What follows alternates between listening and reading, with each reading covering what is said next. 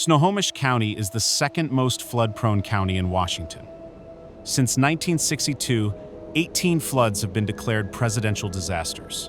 With 5 major rivers and thousands of properties at risk, flood management is critical to keeping our community safe.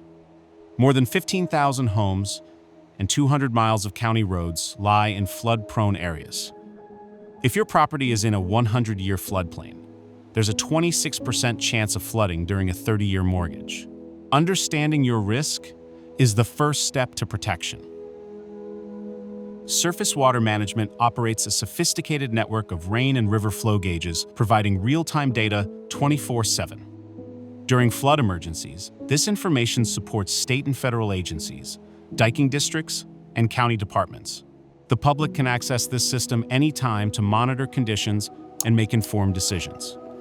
There is also an option to sign up for texts or emails when a gauge reaches a predetermined flood phase. The public can use the real-time information to prepare for flood conditions, to know in advance if the rivers are rising in their area, whether that'll impact their private property or the surrounding roads or businesses, so that they can prepare for that.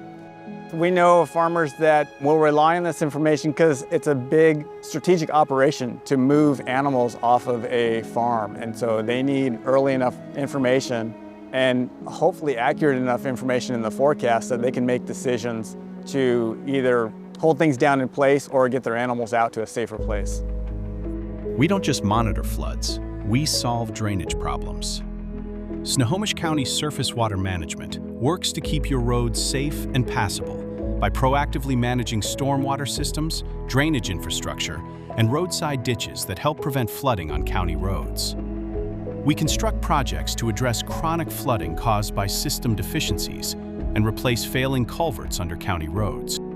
One of the things we do is restoration projects that spread out water and slow it down, because if you do that upstream, everyone downstream is benefiting from that. So we can pull back levees and give the river more room to move around, as well as kind of set up habitat features that also slow water down, like wood and marsh habitat. It's super important to the designs to be mindful of the natural systems. Ironically, the better designs are incorporating natural system elements because they just work better. The less we make them very non-natural, concrete line it, asphalt, or hard pipes, it doesn't work as well in the long run for our ecosystems. And so the idea of folding in elements of natural systems and making things more mimic the natural environment oddly makes it the system more resilient. We see less flooding as we design river restoration projects that interestingly make the river more natural, returning it to its original configurations or encouraging it to behave in a more natural way, flood out into its floodplains more in a traditional way. And then interestingly, then the flood risks go down.